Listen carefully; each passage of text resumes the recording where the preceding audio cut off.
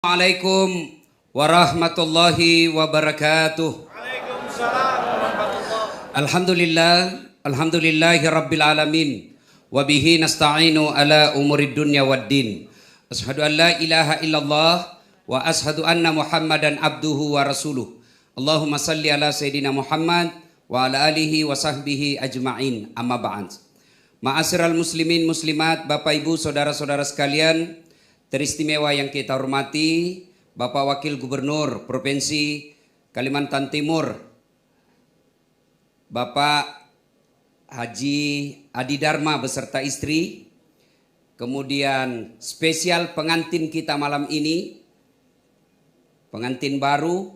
Sesungguhnya ceramah yang paling saya tidak senang adalah nasihat perkawinan. Kenapa? Karena setiap saya lihat pengantin baru, saya selalu mau pengantin baru.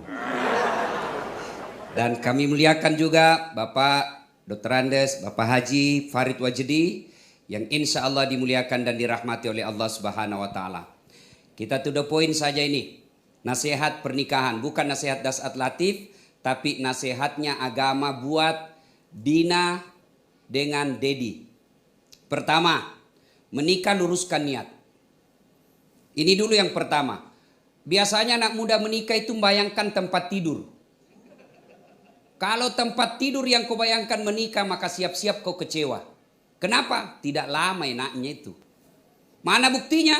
Selesai menikah cuma dibilang bulan madu, tidak dibilang tahun madu. Pendek saja. Maka ketika niatmu salah, maka kau tidak akan mendapat kebahagiaan sampai akhir pernikahanmu. Kata Nabi, nikahilah seseorang karena 4 hal.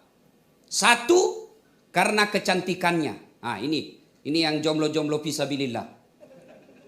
Ya? Nikahi seseorang karena kecantikannya. Kenapa penting? Ini kecantikan penting sebab apa? Dia hampir 24 jam di depan kita. Baru bangun, ada lagi di depan kita. Selesai makan, dia lagi di depan kita. Pulang kantor, ada lagi di depan kita. Mau tidur, dia lagi. Jadi kalau jelek, pasti cepat ganti casing. Cantik penting, tapi adik-adik sekalian jangan kau jadikan prioritas. Kenapa? Cantik ada batasnya. Apalagi zaman sekarang, yang kau percaya itu foto. Ada 360 bos. Oh, cantiknya mukanya putih, lehernya hitam. Bisa diedit. Maka banyak kasus-kasus kita baca di medsos. Waktu pacarannya di medsos, cantik-cantik, cakep-cakep fotonya. Begitu ketemuan, hancur mukanya. Maka jangan percaya. Penting cantik tapi tidak boleh prioritas. Kenapa? Cantik ada batasnya. Sekarang Dina, Dedi, ya cantik dan masih mulus-mulus. Tapi usiamu nanti 71 tahun, berhenti kok cantik.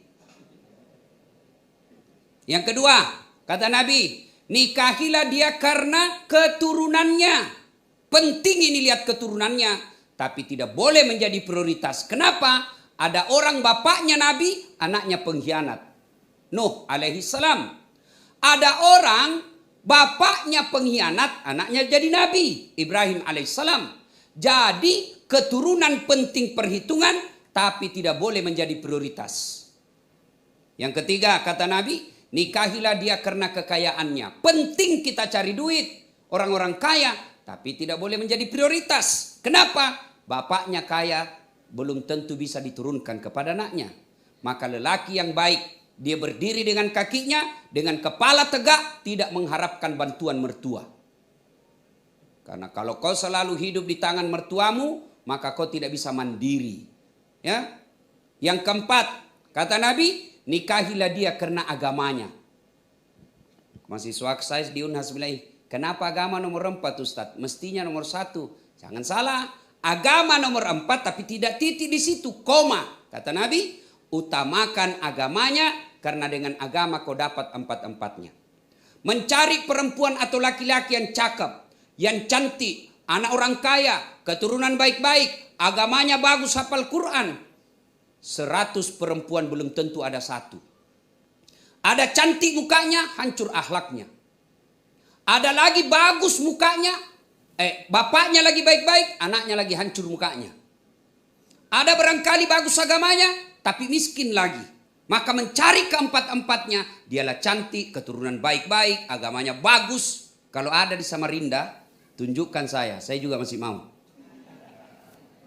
Maka kata Nabi, utamakan agamanya. Dia miskin, tapi akhlaknya baik, maka dia memperkaya dirinya dengan akhlak. Dia jelek rupanya, tapi tutur katanya lembut, perhatiannya baik, maka itu tertutupi jeleknya mukanya dengan kemuliaan akhlaknya. Yang paling sial, sudah miskin, jelek mukanya, keturunan hancur, besut lagi mukanya, astagfirullah. Tentu tidak seperti itu. Nah ini ya, luruskan niat. Yang kedua, nasihat buat kita semua ini. Setelah menikah, jangan kau pikir tidak ada masalah. Ini setelah menikah baru kau dapat masalah yang sebenarnya. Waktu masih pacaran semua indah-indah, semua enak-enak. Hati-hati sayang, ada batu di depanmu. Hati-hati sayang. Itu waktu kau pacaran. Mau tidur, kirim bunga-bunga. Melalui apa? WhatsApp. Salam sayang selalu. Itu waktu pacaran. Sekali sudah tidur, ngantuk di sikutnya kau. Jatuh stimu, dia bilang, di mana kau simpan matamu dong? Itu. Maka akan muncul semua aslinya.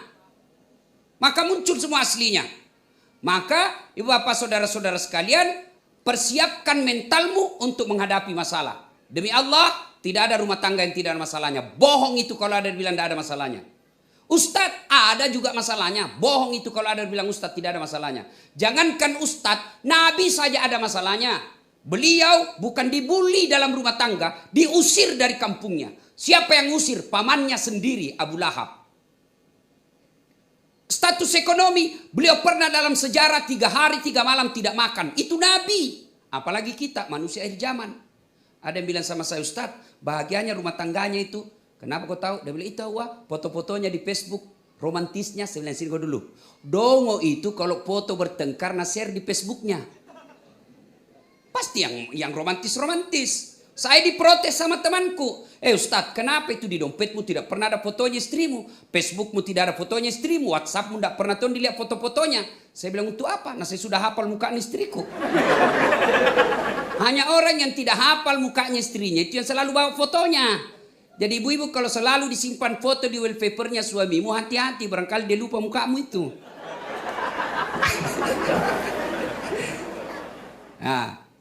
Akan ada masalah. Maka ketika ada masalah, tidak ada pilihan lain. Allah cuma minta 2 resep. Dedi, Dina, 2 resep ketika ada masalah. Ista'inu bisabri wassalah. Sabar kok, perbaiki salatmu, saya yang selesaikan masalah rumah tanggamu. Itu. Ya. Coba lihat yang namanya rumah tangga. Dedi, apa dulu masalahnya sebelum menikahi Dina? Mau diterima lamaran. Sudah terima lamaran, selesai masalah? Tidak, baru ngurus pengantin. Kalau orang Bugis, terima lamaran. Sudah terima lamaran, uang panaiknya. Uang panaik. Sudah bayar uang panaik, selesai masalah, menentukan lagi gedung. Sudah menikah, selesai masalah? Tidak, apalagi mau punya rumah sendiri. Punya rumah sendiri, selesai masalahnya? Tidak, mau punya anak. Sudah punya anak, selesai masalahnya? Tidak, mau 2 pasang, 1 laki-laki, 1 perempuan. Sudah punya anak, mau lagi punya mobil. Dan seterusnya, begitu punya semuanya, langsung jelek lagi nilai istrinya. Itulah manusia, tidak pernah lepas dari masalah. Maka Allah cuma minta, perbaiki sholatmu, tingkatkan kesabaranmu, saya selesaikan masalahmu. Jadi adik Dina, Dedi, ada masalahmu, jangan kau curhat di Facebook. Sekarang perempuan akhir zaman ada masalahnya, langsung update status. Teganian kau. Tidak kusangka kau begitu. Pret. Kenapa berdoa di Facebook? Sibuknya itu Tuhan mau baca Facebookmu. Ya ketawa anak muda, serius ini. Kau berdoa di atas sajadah. Saya berdoa Ustadz, tapi kau tidak sholat. Tidak bakal sampai itu doamu. Bagaimana itu sabar? Apakah sabar seorang istri? Dia lagi duduk-duduk, bersikir, sholat, langsung ditempelin sama suaminya. Pak! Nah bilang istrinya, saya sabar bang. Bukan sabar itu, beleng-beleng. Tahu beleng-beleng? Dongo. Tahu dongo? Beleng-beleng. Ya. Lalu bagaimana itu sabar? Yuk belajar dari Nabi Ayub alaihissalam. Itu Ayub alaihissalam, manusia yang digelari oleh Allah dengan manusia yang sabar. Kaya, bangkrut, Datang iblis. Ayub, sudah mau kusembah Tuhanmu. Dah kasih kaya kau, sekarang nak kasih bangkrut kau. Apa kata Ayub alaihissalam? Alhamdulillah sempat kak kaya, banyaknya orang dari lahir sampai mati miskin. Sudah itu masih dipuji Allah. Setan berkata tidak, dia begitu karena ada anaknya. Digodanya lagi, tes, meninggal anaknya. Datang lagi iblis, sudah mau kau sembah Tuhanmu, diambil hartamu, sekarang diambil anakmu. Apa kata Ayub alaihissalam? Alhamdulillah saya sempat punya anak. Banyaknya orang dari menikah sampai meninggal tidak punya anak. Langsung dia bilang mahasiswaku, saya juga Ustaz, sudah hampir sarjana, tidak ada anakku. Kan tidak ada istrimu dong. Ada lebih parah, tidak ada suaminya, ada anaknya. Lebih hancur. Ayub alaihissalam lalu ditesnya lagi. Apa? Sakit. Seluruh badannya dimakan ulat.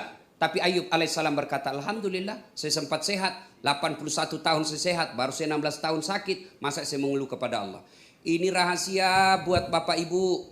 Nih, biasa orang tidak sabar menghadapi musibah rumah tangga. Ya, 60 tahun berkeluarga. Tiba-tiba ada cobaan, baru 2 bulan kena cobaan, dia limpahkan 60 tahun bahagia dengan suami atau istrinya. Ayub alaihissalam, 81 tahun sehat, 16 tahun sakit. Istrinya berkata, bang, kau berdoa bang. Saya malu berdoa kepada Allah. 81 tahun saya sehat, baru 16 tahun saya sakit, saya bersabar. Ditinggal lagi oleh istrinya. Ayub alaihissalam tetap bersabar. Kalau kau terapkan ilmu sabar dalam rumah tangga, tidak ada masalah. Yang kedua, perbaiki sholat. Alhamdulillah ya. Jadi saling mengingatkan. Nah, biasanya kalau pengantin baru itu yang susah apa? Sholat subuh. Kalau ketawa nama ini urusan orang tua. Nah, mandi ya. Maka Allah kasih tolerir. Boleh ditunda-tunda sedikit, boleh. Misalnya masuk waktu subuh jam 5, ya tunda-tunda sedikit. Tunggu ya, agak-agak sudah. Tapi orang kaya sekarang enak Pak. Tidak takut dengan air dingin. Apa? Ada air hangat. Nah, Rasulullah itu mandi dengan istrinya. Terapkan ini. Rasulullah itu 11 istri beliau romantis. Apa romantisnya Rasulullah? Beliau mandi junub bersama istrinya. Terapkan kau pengantin baru. Saya dulu waktu pengantin baru mandi junub sama mamanya Cek. Kiri kan yang ketek ya dari belakang. Dulu waktu pengantin baru. Sekali sekarang diajak mamanya Cek, ayo mandi junub. Gelek-gelek kadeh. Coba itu Rasulullah romantis. Rasulullah kalau minum sama istrinya, itu romantisnya Rasulullah. Minum 1 teguk, dikasihnya lagi istrinya. Minum lagi, dikasihnya lagi istrinya. Hebatnya Rasulullah, bekas bibirnya istrinya dia minum. Coba kalau bapak-bapak bekas bibirnya istri diminum. Bau betul mulutmu. Itu Rasulullah. Bapak saudara-saudara sekalian. Ya. Nah, ada masalah, tingkatkan kesabaran, perbaiki sholat. Yang ketiga, adinda berdua, rumus bahagia rumah tangga, tidak perlu kaya banyak-banyak. Tidak perlu kursus rumah tangga yang banyak. Gimana caranya? Muliakan orang tua. Adinda berdua, coba. Ini hadir tamu-tamu kehormatan kita. Ada Pak Farid Wajdi, ada Pak Wagub, ya, ada tokoh-tokoh masyarakat dari Bontang.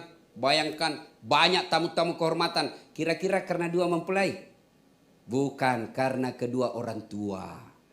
Karenanya muliakan orang tuamu, insya Allah kau akan bahagia. Selesai menikah ini, besok atau malam ini masuk kamar bikin kau komitmen. Saya selesai menikah dulu, komitmen pertama sama istriku saya bilang begini. Kau boleh marah sama saya, kau boleh maki-maki saya. Ada duit kau habisi itu rezekimu. Tapi kau mau marah sama saya silakan, mau lempar kepalaku silakan. Yang penting tidak dikena. Satu yang tidak boleh ya. Saya tidak mau kau dengar, saya dengar telingaku kau hina orang tuaku. Begitu kau hina orang tuaku, kau keluar dari rumah. Tidak ada toleransinya. Itu harus jadi laki-laki begitu. Tidak boleh itu. Istri memaki-maki orang tua kita. Kalau ada rumah tangga bermasalah, periksa bagaimana penghormatanmu sama orang tuamu. Kalau kau tidak muliakan orang tuamu, tidak mungkin Allah bahagiakan rumah tanggamu. Maka selesai menikah bikin komitmen. Laki-laki muliakan orang tuanya istrimu. Istri muliakan orang tuanya suamimu. Jangan sampai jadi suami takut sama istri.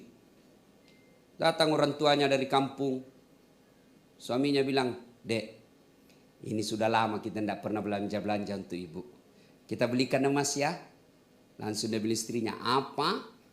Mamamu terus? Kawin kau sama mamamu. Beleng-beleng. Mana orang bisa kawin sama mama dong? Ayo. Jangan sampai ada seperti itu. Langsung dia bilang suaminya, sudah kalau begitu tidak jadi. Hai, jangan pernah takut sama. Dedi, jangan pernah takut sama istrimu. Sayangi istrimu, bukan untuk ditakuti. Ya, ada di sini suami takut sama istri? Ada? Berhenti kau jadi laki-laki. Apa mau takut sama istri? Nah semua gaji tak diambil. Dibelikan mobil, dibelikan rumah. Masa mau takut sama istri? Bila dia ngamuk Ustaz, dia kasih pecah piring. Biar kalau dia kasih pecah piring, kasih pecah 1 lusin. Dia kasih pecah televisi, tidak apa-apa, tidak ada dia nonton. Kenapa? Piring boleh dibeli. Harga diri semua suami tidak boleh diinjak-injak istri. Takbir!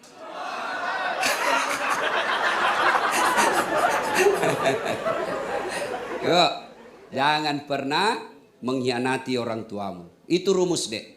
Ya, Dedi, Novi, perbaiki hubungan sama orang tua. Datang Pak Adi, Dedi yang datang menyambut. Datang orang tuanya Dedi, Novi yang datang menyambut. Insya Allah. Datang orang tua, dek, ini ada duit untuk bapak. Enggak, Allah tidak lihat duit yang kau kasih. Yang Allah lihat niatmu membahagiakan orang tuamu. Mau 10.000, mau 1 juta, Allah tidak lihat nilainya. Yang Allah lihat niatmu membahagiakan orang tuamu. Sehingga apa? Allah membukakan pintu kebahagiaan rumah tangga. Ada keputusan kau mau ambil, jangan ambil tanpa ridha orang tua. Saya tidak butuh ilmunya, saya sudah cerdas, lebih tinggi sekolahku daripada ibuku. Allah tidak mau melihat otaknya kita. Yang Allah ingin lihat bagaimana caramu memuliakan orang tua. Pak, ini ada tanah saya mau beli. Menurut ibu bapak bagaimana pendapatnya? Minta pendapatnya supaya orang tua merasa, oh anak saya masih memuliakan saya. Tiba-tiba beli tanah, Pak ada beli tanah. Pasti orang tua tidak keberatan. Tapi paling dia bilang, oh anakku dia sudah tidak hargai saya. Tak ada lagi tanya-tanya, hilang berkahnya rumah tangga. Birrul walidain. Imma yablughanna indakal kibra ahduhuma aw kilahuma fala taqul lahumā uff wala tanharhuma wa qul lahumā qawlan karima. Kedua orang tuamu dalam pemeliharaanmu, maka berbuat baik, jangan kau berkata besok-besok Pak Adi kalau sudah jadi tua, Ibu Ira sudah tua-tua, sudah mulai sakit-sakit encok, tinggal sama anak. Disitulah ujian buat orang tua. Dan ujian buat anak. Kalau kau mau rumusmu bahagia rumah tanggamu, muliakan orang tua. Insya Allah kau akan dapat kemuliaan dalam hidup. Ibu bapak saudara-saudara sekalian. Ini khusus. Jangan sampai menghina istri. Ini saya kasihan. Saya di medsos saya itu dalam 24 jam pasti ada yang curhat masalah perceraian. Pasti. Ya. Nah ada yang curhat, Ustadz, saya lagi kanker. Ini ibu-ibu kasihan, saya lagi kanker Ustadz. Suami saya bawa perempuan ke rumah. Saya mau minta cerai, ada anakku, saya mau bertahan. Memicu kanker saya karena stres itu memicu semakin beratnya kanker. Dengar deh ya pengantin baru. Tidak ada kemuliaan seorang lelaki yang menghina istrinya. Saya Ustadz merantau dari Sulawesi ke Balikpapan bekerja. Sudah hampir 10 tahun tidak bisa beli rumah. Lihat istrimu. Kalau kau hina istrimu tidak bakal bahagia rumah tanggamu. Coba Dedi tadi waktu menikah. Apa yang kau ucapkan? Saya terima nikahnya Novita binti dengan mahar sekian lillahi ta'ala. Siapa yang kita jadikan jaminan? Bukan gubernur. Siapa yang kita jadikan jaminan? Bukan Kapolres. Siapa yang kita jadikan jaminan? Allah Subhanahu wa taala. Allah yang kita jadikan jaminan. Para pengusaha kan tahu kalau ngambil kredit di bank pasti ada jaminannya. Kalau kita berkhianat terhadap bank itu jaminan ditarik. Allah yang kita jadi jaminan ketika kita hianati istri kita, maka Allah cabut keberkahannya dalam rumah tanggamu. Dan laki-laki jangan macam-macam deh sama perempuan. 10.000 ji bos hargamu. Dengar itu tadi. Istri saya membayar 10.000. Hancur kita Pak. 10.000 harganya. You macam-macam datang istrimu bawa pengadilan agama 10.000. Selesai riwayatmu. 10.000 bos. Lebih banyak pembeli salah. Apa yang kita mau sombongkan ya? Muliakan istri. Hargai orang tua. Insya Allah bahagia rumah tanggamu. Ini nasihat buat pengantin. Nasihat buat kita ini pengunjung. Besok 1. Jangan ada kelompok pembungkus. Columbus. Kelompok ibu-ibu pembungkus. Ada itu. pura-pura datang membantu. Hati-hati, sekarang ada CCTV. Ada memang itu dia bawa itu kantong plastik di tas-tasnya. Kalau sudah hitam itu, kalako. Jangan. Haram itu bapak bawa pulang, ibu bawa pulang tanpa izin tuan rumah. Haram. Ya. Yang kedua, biasanya kalau ada acara pengantin banyak yang pulang bawa dosa. Kenapa pulang bawa dosa? Datang mencela-cela. Nggak serasi kudungnya. Ini goblok betul itu istrinya. Kenapa kau tahu? Dia melengkek gigi itu. Lipstiknya melengkek di giginya. Cuma satu dia celah. Datang lagi yang satu. Palsu emasnya. Semua dia celah. Ustadz pun tadi ada yang celah saya masuk sini. Itu juga bajunya waktu di YouTube. Astagfirullah. Saya pun dicelahnya. Astagfirullah. Jangan mencela kalau ada pengantin. Besok ini kita lihat kalau pesta. Yang ketiga, biasanya kalau ada acara begini, banyak yang tidak sholat. Terutama ini ibu-ibu. Bagaimana cara pengantinnya orang mau berkah, undangannya 1000 orang, lebih banyak tidak sholat daripada yang sholat. Terutama ini ibu-ibu. Gara-gara make up. Mukanya dikira tembok. Biru, coklat, abu-abu, krim. Ada lagi yang kasih lebih-lebih sedikit di sini. Saya tanya, kenapa begitu? Dan seperti artis Korea. Mau bilang artis Korea baru di Loktuan tinggal. Udah ya? Jangan. Boleh berdandan, boleh. Tapi jangan gara-gara dandan kau tidak sholat. Gimana caranya Ustaz? Solusinya kau wudhu dulu baru dandan. Sudah itu tahan kentut. Biar kau sudah wudhu kentut batal. Dia bilang tidak habis Ustaz, sedikit aja keluar. Biar sedikit batal. Bagaimana kalau jabat tangan? Berbeda mazhab. Syafi'i batal kalau jabat tangan. Batal wudhunya. Imam Ahmad selama kau tidak nafsu tidak batal. Maka kalau saya mahasiswaku di UNHAS yang cewek-cewek masih cantik, saya begini saja. Kenapa? Masa Ustaz nafsu? Iya dong, saya manusia. Ayat tidak mengatakan la taqrabuz zina illa Ustaz. Jangan dekati zina kecuali Ustaz. Biar Ustaz hancur juga kalau ketemu cewek cantik. Makanya saya kalau cewek-cewek saya begini saja. Kalau ibu-ibu yang sudah usia-usia sakaratil maut, saya jabat tangan lah.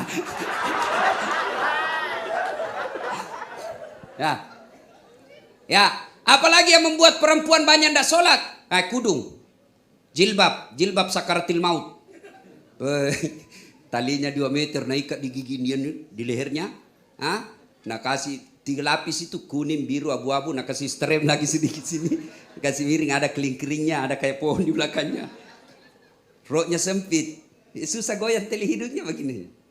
Dia bilang suaminya, cepat-cepat kau banyak tamu. Dia bilang tunggu sedikit pak. Beleng-beleng. Ketawa baru dirinya nak kena. Jangan lagi begitu deh ya. Sudahlah ya. Coba lihat pak, dalam pengantin. Istri pejabat, orang kaya, bangsawan. Lalu dia datang pakaian seadanya, menjadi perhatian dan akan menjadi teladan. Orang kalau pejabat itu suaminya, orang kaya, bangsawan. Sederhananya ya, baiknya sifatnya. Orang akan memujinya. Ini terkaya tidak, terkenal tidak, cantik tidak, tapi gayanya la ilaha illallah. Nana tahu aja orang bilang orang bontang. Apalagi muka babat. Sudahlah ya. Yang berikutnya lagi. Nasihat buat kita semua. Kalau ada pengantin.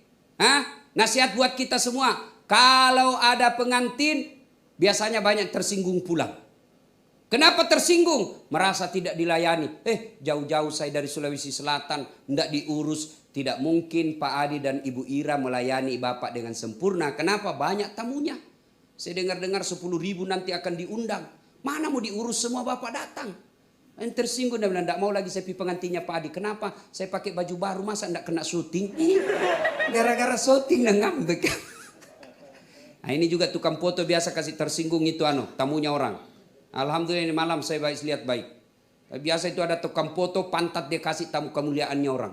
Disitulah kehebatanmu seorang fotografer, mampu menempatkan tempat dirimu tidak mengganggu acara orang, padahal kau mengambil gambar yang baik tanpa mengganggu tamunya orang. Itulah yang namanya profesional.